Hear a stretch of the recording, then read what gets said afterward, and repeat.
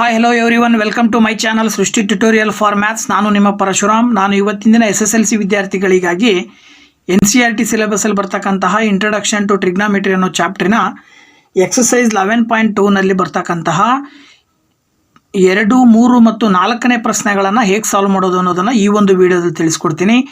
ದಯವಿಟ್ಟು ನಮ್ಮ ಚಾನಲ್ ಯಾರು ಸಬ್ಸ್ಕ್ರೈಬ್ ಮಾಡಿಲ್ವೋ ಚಾನಲ್ ಸಬ್ಸ್ಕ್ರೈಬ್ ಮಾಡಿ, ವಿಡಿಯೋಸ್ ಲೈಕ್ ಮಾಡಿ, ಶೇರ್ ಮಾಡಿ, ಜೊತೆಗೆ ಕಮೆಂಟ್ ಮಾಡೋದನ್ನು ಮರಿಬೇಡಿ ಅಂತ ಹೇಳ್ತಾ ಬನ್ನಿ ಕ್ಲಾಸ್ ಶುರು ಮಾಡೋಣ.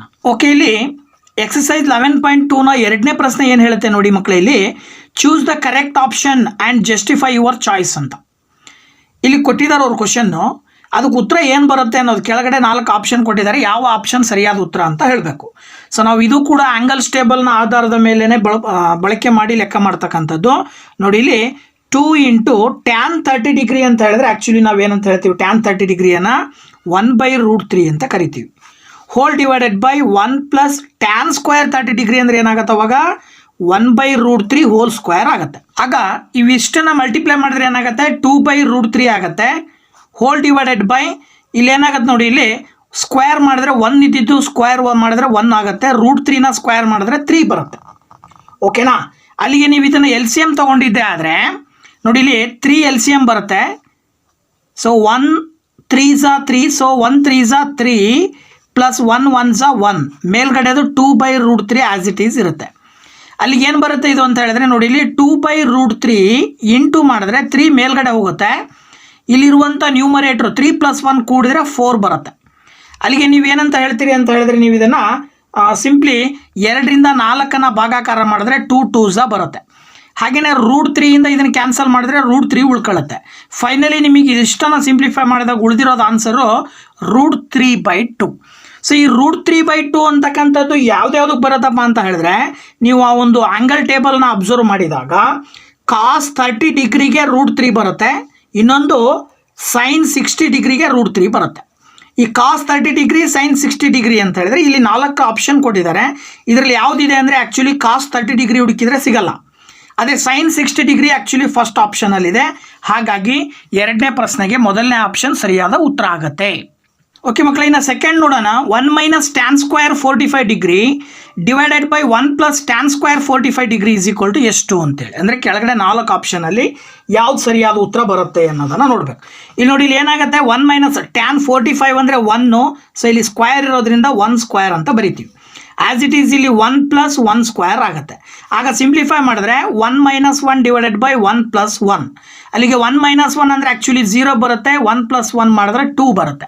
ನಮಗೆ ಗೊತ್ತಿರೋ ಮಾಹಿತಿ ಪ್ರಕಾರ 0/ಎನಿಥಿಂಗ್ ಈಸ್ 0.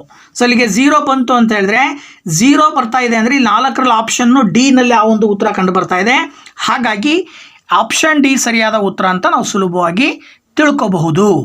ಓಕೆ ಮಕ್ಕಳೇ, ಇಲ್ಲಿ 3ನೇ question, sin 2a = 2 sin a is true when a = ಅಂತ ಕೊಟ್ಟಿದ್ದಾರೆ. ಯಾವಾಗ ಇವೆರಡೂ ಈಕ್ವಲ್ ಇರ್ತವೆ ಅಂದರೆ ಕೆಳಗಡೆ ಇರುವ ಯಾವ ಆ್ಯಂಗಲ್ ಡಿಗ್ರಿಯನ್ನು ಹಾಕಿದರೆ ಈಕ್ವಲ್ ಇರುತ್ತೆ ಅಂತ ಕೇಳಿದ್ದಾರೆ. ನೀವು ಸಿಂಪಲ್ ಒಂದು ಕಡೆಯಿಂದ ನೀವೇನು ಮಾಡ್ತಾ ಹೋಗ್ರಿ, ಇದೇ ಆಪ್ಷನನ್ನು ಬಳಕೆ ಮಾಡ್ಕೊಂಡು ಮಾಡೋದಾದರೆ ನೋಡಿ, ಇಲ್ಲಿ sin 2 × a ಇರೋ ಜಾಗದಲ್ಲಿ ನಾನು 0 ಹಾಕ್ತೀನಿ. ಆಗ 2 sin × a ಇರೋ ಜಾಗದಲ್ಲಿ 0 ಹಾಕಿದರೆ ಇಲ್ಲಿಗೆ sin 2 × 0 ಅಂತ ಹೇಳಿದ್ರೆ sin 0 ಬರುತ್ತೆ. ಇಲ್ಲಿ 2 × sin 0 ಹಾಕಿದರೆ 0 ಬರುತ್ತೆ. ಓಕೆನಾ? ಆ್ಯಕ್ಚುಲಿ ನಮಗೆ sin 0ದ ವ್ಯಾಲ್ಯೂ ಏನಿರುತ್ತಪ್ಪ ಅಂತ ನಾವು ನೋಡೋದಾದರೆ sin 0 = 0 ಬರುತ್ತೆ. ಹಾಗೆಯೇ 2 × sin 0ದ ಡಿಗ್ರಿಗೆ ವ್ಯಾಲ್ಯೂ ಬರುತ್ತೆ, 0 ಬರುತ್ತೆ. ಅಲ್ಲಿಗೆ 0 = 2 × 0 ಮಾಡಿದ್ರೆ 0. ಅಂದರೆ ಎರಡೂ ಕಡೆ ಆನ್ಸರ್ ಈಕ್ವಲ್ ಯಾವಾಗ ಬರುತ್ತೆ ಅಂದರೆ ಎ ಇರೋ ಜಾಗದಲ್ಲಿ 0 ಹಾಕಿದರೆ, ಎಗೆ 0 ಡಿಗ್ರಿಯನ್ನು ಬಳಕೆ ಮಾಡಿದ್ರೆ ಕೊನೆಗೆ ಆನ್ಸರ್ ಎರಡೂ ಸೇಮ್ ಇರುತ್ತೆ. ಹಾಗಾಗಿ ನಾವು ಮೊದಲನೇ ಆಪ್ಷನಲ್ಲಿರ್ತಕ್ಕಂಥ ಉತ್ತರವನ್ನು ನಾವು ಆಯ್ಕೆ ಮಾಡಬೇಕಾಗತ್ತೆ. ಇನ್ನು 4ನೇ ಪ್ರಶ್ನೆ ನೋಡಿ, 2 tan 30 degree divided by 1 - tan square 30 ಡಿಗ್ರಿಗೆ ಯಾವುದು ಈಕ್ವಲ್ ಇವೆ, 4 ಆಪ್ಷನಲ್ಲಿ ಯಾವ್ದು ಸರಿಯಾದ ಉತ್ತರ ಅಂತ ಆಯ್ಕೆ ಮಾಡಬೇಕು. ನೋಡಿ, ಇಲ್ಲಿ 2 × tan 30 ಡಿಗ್ರಿ ಅಂದರೆ ಆ್ಯಕ್ಚುಲಿ ನಾವು ಏನು ಮಾಡ್ತೀವಿ ಅಂತ ಹೇಳಿದ್ರೆ 1/√3 ಅಂತ ವ್ಯಾಲ್ಯೂ ಹಾಕ್ತೀವಿ.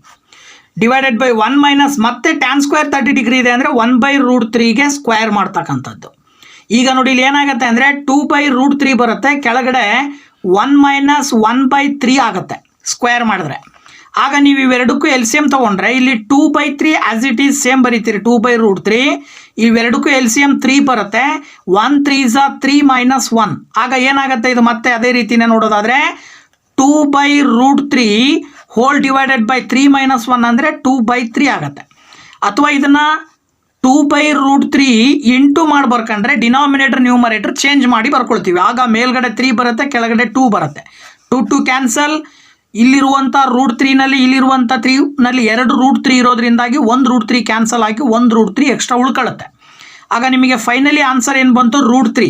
ಸೊ ಈ √3 ಅಂತಕ್ಕಂಥದ್ದು ಯಾವ್ದ್ಯಾವ್ದಕ್ಕೆ ಬರುತ್ತಪ್ಪ ಅಂತ ನೋಡೋದಾದರೆ ಟೇಬಲ್ನಲ್ಲಿ tan 60 ಡಿಗ್ರಿಗೆ √3 ವ್ಯಾಲ್ಯೂ ಇದೆ, ಹಾಗೆಯೇ cot 30 ಡಿಗ್ರಿಗೆ √3 ವ್ಯಾಲ್ಯೂ ಇದೆ. ಇವೆರಡರಲ್ಲಿ 4ರಲ್ಲಿ ಆಪ್ಷನ್ ಯಾವುದಕ್ಕಿದೆ ಅಂತ ಹೇಳಿದ್ರೆ tan 60 ಡಿಗ್ರಿ 4ರಲ್ಲಿ ಒಂದು ಕೊಟ್ಟಿದ್ದಾರೆ. ಹಾಗಾಗಿ ನಾವು ಆಪ್ಷನ್ ಸಿ ನ ಸರಿಯಾದ ಉತ್ತರ ಅಂತ ಆಯ್ಕೆ ಮಾಡಬೇಕಾಗತ್ತೆ. ಓಕೆ ಮಕ್ಕಳೇ, ನೋಡಿ ಇಲ್ಲಿ ಇನ್ನು ಇದೇ ಎಕ್ಸಸೈಸ್ 11.2 ನ 3ನೇ ಪ್ರಶ್ನೆ ಏನು ಹೇಳುತ್ತೆ?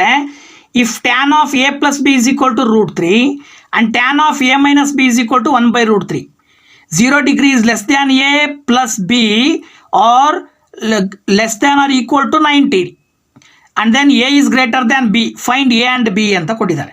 ಈಗ ನಮಗೆ ಗೊತ್ತಿರುವಂತೆ ನೋಡಿ ಇಲ್ಲಿ tan a plus B is equal to actually ಏನಾಗುತ್ತೆ ಅಂದರೆ √3 ಯಾವ ಡಿಗ್ರಿಗೆ ಬರುತ್ತೆ, ಯಾವ ಆ್ಯಂಗಲ್ಗೆ √3 ಬರುತ್ತೆ? ನಿಮಗೆ ಆ್ಯಂಗಲ್ ಟೇಬಲ್ನಲ್ಲಿ ನೋಡಿದಾಗ 60 ಡಿಗ್ರಿಗೆ ಬರುತ್ತೆ ಆ್ಯಕ್ಚುಲಿ. ಹಾಗೆಯೇ ಇಲ್ಲೂ ಕೂಡ ಅಷ್ಟೇ tan a minus B is equal to 1/√3 ಯಾವುದಕ್ಕೆ ಬರುತ್ತೆ ಅಂತ ಹೇಳಿದ್ರೆ ನಿಮಗೆ ಇಲ್ಲಿ 30 ಡಿಗ್ರಿಗೆ ಆ ಒಂದು ವ್ಯಾಲ್ಯೂ ಬರುತ್ತೆ.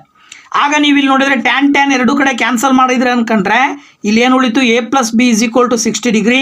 ಇಲ್ಲಿ ಏನು ಉಳಿತು ಅದನ್ನು ಕೆಳಗಡೆ ಬರ್ಕೊಂಡು ಎರಡನ್ನ ಕೂಡಿದರೆ ಓಕೆನಾ. ಸೊ ಇವೆರಡಕ್ಕೂ ಅಡಿಷನ್ ಮಾಡಿದಾಗ plus B minus B cancel ಆಗುತ್ತೆ. a ಪ್ಲಸ್ ಎ ಕೂಡಿದರೆ 2a ಬರುತ್ತೆ, 60 ಪ್ಲಸ್ 30 ಕೂಡಿದರೆ 90 ಬರುತ್ತೆ. ಸೊ 2ರಿಂದ 90ಯನ್ನು ಡಿವೈಡೆಡ್ ಬೈ ಮಾಡಿದ್ರೆ a is equal to actually ಎಷ್ಟು ಬಂತು? 45 ಡಿಗ್ರಿ ಬಂತು. ಸೊ ನಮಗೆ ಗೊತ್ತಿರುವಂತೆ ಇಲ್ಲಿ ನಾವೇನು ತೊಗೊಂಡಿದ್ವಿ? a plus B is equal to 60 degree ಅಂತ ತೊಗೊಂಡಿದ್ವಿ. ಆಗ ಇಲ್ಲಿ a ವ್ಯಾಲ್ಯೂನ ಇಲ್ಲಿ ಅಪ್ಲೈ ಮಾಡಿದಾಗ 45 degree plus B is equal to 60 degree ಆಗುತ್ತೆ. ಅಥವಾ ಬಿ ಬೇಕು ಅಂತ ಹೇಳಿದ್ರೆ 45ನ ಈಕ್ವಲಿಂದ ಆ ಕಡೆ ಕಳಿಸಿದ್ರಿ ಅಂತಂದರೆ -45 ಡಿಗ್ರಿ ಆಗುತ್ತೆ. As usual B is equal to ಏನು ಸಿಗುತ್ತೆ ನಿಮಗೆ ಇಲ್ಲಿ? 15 ಡಿಗ್ರಿ ಸಿಗುತ್ತೆ. ಓಕೆನಾ. ಸೊ ನೋಡಿ ಇಲ್ಲಿ a 45 ಡಿಗ್ರಿ ಆದರೆ ಬಿನ ಬೆಲೆ ಎಷ್ಟು ಬರುತ್ತೆ? 15 ಡಿಗ್ರಿ ಬರುತ್ತೆ. ನಮಗೆ ಅವರು a ಮತ್ತು b ಬೆಲೆ ಕಂಡುಹಿಡಿಯಿರಿ ಅಂತ ಕೊಟ್ಟಿದ್ದಾರೆ. ಸೊ ನಮಗೆ a ಮತ್ತು b ಯ ಬೆಲೆ ಸುಲಭವಾಗಿ ಸಿಗ್ತಾ ಇದೆ. ಓಕೆ ಮಕ್ಕಳೇ, ಎಕ್ಸಸೈಸ್ 11.2 ನಲ್ಲಿ ಕೊನೆಯದಾಗಿ ಒಂದು ಪ್ರಶ್ನೆ, 4ನೇ ಪ್ರಶ್ನೆ ಹೇಳುತ್ತೆ state whether the following are true or false, justify your answer ಅಂತ ಹೇಳ್ತಾ ಇದೆ. ಸೊ ಇಲ್ಲಿ 5 ಕೊಟ್ಟಿದ್ದಾರೆ. 5ಕ್ಕೂ ಸ್ಟೇಟ್ಮೆಂಟ್ಗಳು ಸರಿನಾ ತಪ್ಪ ಹೇಳಬೇಕು. ಸರಿಯಾದರೆ ಓಕೆ, ಅಥವಾ ತಪ್ಪಾದರೆ ಅವುಗಳಿಗೆ ನೀವು ಸರಿ ಮತ್ತು ತಪ್ಪಾದರೆ ಅದಕ್ಕೆ ನೀವು ನಿಮ್ಮದೇ ಆದ ರೀತಿಯಲ್ಲಿ ಆನ್ಸರ್ಗೆ ಜಸ್ಟಿಫಿಕೇಶನನ್ನು ಕೊಡಬೇಕು. ನೋಡಿ sin a plus B is equal to sin a plus sin b ಅಂತ ಕೊಟ್ಟಿದ್ದಾರೆ. ಹಂಗಾರೆ ಇದು ಸರಿನಾ ಅಂತೇಳಿ. ಸೊ ಆ್ಯಕ್ಚುಲಿ ಇದೇನಾಗಿರುತ್ತೆ ಅಂತ ಹೇಳಿದ್ರೆ ಫಾಲ್ಸು. ಯಾಕಪ್ಪ ಫಾಲ್ಸ್ ಅಂತ ಹೇಳಿದ್ರೆ ನೋಡಿ ಇಲ್ಲಿ suppose sin a plus B ಅಂತ ತೊಗೊಂಡ್ರೆ, ಈಗ ನೀವು ಸಪೋಸ್ ಒಂದು 60 ಡಿಗ್ರಿ ಇರುತ್ತೆ, ಇನ್ನೊಂದು 30 ಡಿಗ್ರಿ ಇರುತ್ತೆ ಅಂತ ತಿಳ್ಕೊಂಡ್ರೆ ಅಲ್ಲಿ ಏನಾಯಿತು? 60 ಪ್ಲಸ್ 30 ಅಂತ ಹೇಳಿದ್ರೆ ಏನಾಯ್ತು? ಆ್ಯಕ್ಚುಲಿ sin 90 ಡಿಗ್ರಿ ಆಯಿತು. ಸೊ sin 90 ಡಿಗ್ರಿಯ ಬೆಲೆ ಎಷ್ಟು ಬರುತ್ತೆ? 1 ಬರುತ್ತೆ. ಅದೇ ನೀವು sin a sin b ಅಂತ ಹೇಳಿದ್ರೆ sin 60 ಪ್ಲಸ್ sin 30 ಅಂತ ತೊಗೊಂಡಾಗ ಆ್ಯಕ್ಚುಲಿ ನಿಮಗೆ sin 60 ಎಷ್ಟು ಬರುತ್ತೆ ಅಂತ ಹೇಳಿದ್ರೆ √3/2 ಬರುತ್ತೆ. ಹಾಗೆಯೇ sin 30 ಅಂತ ಹೇಳಿದ್ರೆ ಏನು ಬರುತ್ತೆ? 1/2 ಬರುತ್ತೆ. ಇವೆರಡನ್ನ ಸಿಂಪ್ಲಿಫೈ ಮಾಡಿದಾಗ √3 + 1 ಡಿವೈಡೆಡ್ ಬೈ 2 ಬರುತ್ತೆ. ಸೊ ಇಲ್ಲಿ 1 ಬಂತು, ಇಲ್ಲಿ ಈ ಬೇರೆ ಆನ್ಸರ್ ಬರ್ತಾ ಇದೆ. ಅಂದರೆ ಎರಡೂ ಕಡೆ ಆನ್ಸರ್ ಬೇರೆ ಬೇರೆ ಬರ್ತಾ ಇರೋದ್ರಿಂದಾಗಿ so first one statement is false ಅಂತ ನಾವು ಸುಲಭವಾಗಿ ಹೇಳ್ಬೋದು. ಇನ್ನು 2ನೇ ಸ್ಟೇಟ್ಮೆಂಟನ್ನು ನೋಡೋದಾದರೆ the value of sin θ increases as θ increases ಅಂತ ಕೊಟ್ಟಿದ್ದಾರೆ. ನೋಡಿ sin θದ ಬೆಲೆಯನ್ನು ಇನ್ಕ್ರೀಸ್ ಮಾಡ್ತಾ ಹೋದಾಗೆ sin θದ ಬೆಲೆ ಇನ್ಕ್ರೀಸ್ ಆಗುತ್ತೆ ಅಂತೇಳಿ. ಆ್ಯಕ್ಚುಲಿ ಇದು ಟ್ರೂ. ಯಾಕಂತ ಹೇಳಿದ್ರೆ ನೀವು ಸ್ವಲ್ಪ ಆ ಒಂದು ಟ್ರಿಗ್ನಾಮೆಟ್ರಿಗೆ ಸಂಬಂಧಪಟ್ಟಂಥ ಆ್ಯಂಗಲ್ ಟೇಬಲ್ನ ಅಬ್ಸರ್ವ್ ಮಾಡಿದರೆ 0 ಡಿಗ್ರಿ sin 0 ಡಿಗ್ರಿಗೆ ಬೆಲೆ ಆ್ಯಕ್ಚುಲಿ 0 ಬರುತ್ತೆ. ನೆಕ್ಸ್ಟ್ ಬರೋದು 30 ಡಿಗ್ರಿಗೆ ಬೆಲೆ 1/2 ಬರುತ್ತೆ. 45 ಡಿಗ್ರಿಗೆ ಬೆಲೆ ಆ್ಯಕ್ಚುಲಿ 1/√2 ಬರುತ್ತೆ. ಹಾಗೆಯೇ 60 ಡಿಗ್ರಿಗೆ ಬೆಲೆ ಆ್ಯಕ್ಚುಲಿ √3/2 ಬರುತ್ತೆ. ನೆಕ್ಸ್ಟು ಏನು ಬರುತ್ತೆ ಅಂದರೆ sin 90 ಡಿಗ್ರಿಗೆ ಸೊ ಏನು ಬರುತ್ತೆ? 1 ಬರುತ್ತೆ. ಓಕೆನಾ. ಅಂದರೆ ಇದರ ಅರ್ಥ ನೋಡಿ 0ದಿಂದ 1/2 ಅಂದರೆ ಜಾಸ್ತಿ ಆಯಿತು, 1/2ದಿಂದ 1/√2ನ ಬೆಲೆ ಜಾಸ್ತಿ, ಇದಕ್ಕಿಂತ ಇದು ಬೆಲೆ ಜಾಸ್ತಿ, √3/2ಗಿಂತ 1 ಜಾಸ್ತಿ. ಅಂದರೆ ನೀವು ಆ್ಯಂಗಲ್ ಇನ್ಕ್ರೀಸ್ ಮಾಡ್ತಾ ಹೋದರೆ ಆ ಒಂದು ಟ್ರಿಗ್ನಾಮೆಟ್ರಿಯ ಬೆಲೆ ಕೂಡ ಏನಾಗ್ತಾ ಹೋಗ್ತಾ ಇದೆ? ಇನ್ಕ್ರೀಸ್ ಆಗ್ತಾ ಹೋಗ್ತಾ ಇದೆ. ಹಾಗಾಗಿ 2ನೇ ಆಪ್ಷನ್ ಸರಿಯಾಗಿರುತ್ತೆ. ಇನ್ನು 3ನೇ ಆಪ್ಷನ್ನು the value of cos theta increases as theta increases. ನೋಡಿ ಇದಕ್ಕೆ ಬಂದರೆ ಫಾಲ್ಸ್ ಅಂತ ಹೇಳ್ಬೋದು ನೀವು. ಯಾಕೆ ಅಂತ ಹೇಳಿದ್ರೆ ನೀವು ಆಲ್ರೆಡಿ ಟೇಬಲ್ನ ತಯಾರು ಮಾಡಬೇಕಾದ್ರೆ ಹೇಳ್ಬಿಟ್ಟಿದ್ದೀನಿ ನಾನು. ಏನಾಗುತ್ತೆ ಅಂತ ಹೇಳಿದ್ರೆ ಸೈನ್ ಟೀಟಾದ ಆ್ಯಂಗಲ್ಸ್ ಏನು ಬರ್ತವೆ ವ್ಯಾಲ್ಯೂಸು ಕಾಸ್ ಟೀಟಾಗೆ ಅದು ಉಲ್ಟಾ ಬರುತ್ತೆ. ಅಂದರೆ ಮೊದಲು 1 ಬರುತ್ತೆ, ಆಮೇಲೆ √3/2 ಬರುತ್ತೆ, ಆಮೇಲೆ 1/√2 ಬರುತ್ತೆ, ಆಮೇಲೆ 1/2 ಬರುತ್ತೆ, ಆಮೇಲೆ 0 ಬರುತ್ತೆ. ಅಂದರೆ ಇದು ಏನಾಗ್ತಾ ಹೋಗ್ತಾ ಇದೆ ಅಂದರೆ ಡಿಕ್ರೀಸ್ ಆಗ್ತಾ ಹೋಗ್ತಾ ಇದೆ. ಓಕೆನಾ? ಇದು ಏನಾಗಿರುತ್ತೆ ಅಂದರೆ ಇದಕ್ಕಿಂತ ದೊಡ್ಡದು, ಇದು ಇದಕ್ಕಿಂತ ದೊಡ್ಡದು. ಹಾಗಾಗಿ ಆ್ಯಕ್ಚುಲಿ ಆ್ಯಂಗಲ್ ಜಾಸ್ತಿ ಮಾಡ್ತಾ ಹೋದಾಗ ವ್ಯಾಲ್ಯೂ ಡಿಕ್ರೀಸ್ ಆಗ್ತಾ ಹೋಗ್ತಾ ಇದೆ. ಬಟ್ ಇವ್ರು ಹೇಳ್ತಾರೆ ವ್ಯಾಲ್ಯೂ ಇನ್ಕ್ರೀಸ್ ಆಗುತ್ತೆ ಟೀಟಾನು ಇನ್ಕ್ರೀಸ್ ಮಾಡಿದಾಗ ಅಂತೇಳಿ. ಹಾಗಾಗಿ ಇದು ಫಾಲ್ಸ್. ಓಕೆನಾ? ಇನ್ನು ನೆಕ್ಸ್ಟು 4ನೇ ಪ್ರಶ್ನೆ, sine theta is equal to cos theta for all values of theta ಅಂತ ಕೊಟ್ಟಿದ್ದಾರೆ. ನೋಡಿ ಇದಕ್ಕೆ ಸಂಬಂಧಪಟ್ಟಂಗೆ ಸೈನ್ ಟೀಟಾ ಮತ್ತು ಕಾಸ್ ಟೀಟಾದ ಬೆಲೆ ಯಾವಾಗ ಸಮ ಇರುತ್ತೆ ಅಂತ ಹೇಳಿದ್ರೆ ಸೈನ್ 45 ಡಿಗ್ರಿಗೆ ಕಾಸ್ 45 ಡಿಗ್ರಿ ಬೆಲೆ ಸಮ ಇರುತ್ತೆ. ಇವೆರಡು ಬಿಟ್ಟರೆ ಸಪೋಸ್ ಸೈನ್ 30 ಡಿಗ್ರಿಗೂ ಕಾಸ್ 30 ಡಿಗ್ರಿಗೂ ನೋಡಿದರೆ ಬೇರೆ ಬೇರೆ ಬೆಲೆ ಬರುತ್ತೆ. ಬಟ್ ಅವ್ರು ಹೇಳ್ತಾರೆ for all values of theta ಅಂತೇಳಿ. ಹಾಗಾಗಿ ಇದು ಫಾಲ್ಸು. 4ನೇದೇನಿದು ಫಾಲ್ಸು. ಇನ್ನು ಕೊನೆಯದಾಗಿ 5ನೇದು cot A is not defined for A is equal to angle 0 degree ಅಂತ ಕೊಟ್ಟಿದ್ದಾರೆ. ಯಾಕಪ್ಪ ಅಂತ ಹೇಳಿ ನೋಡೋದಾದರೆ ಇದನ್ನು ಆ್ಯಕ್ಚುಲಿ ನಾವು 5ನೇದನ್ನು ಟ್ರೂ ಅಂತ ಹೇಳಬೇಕು.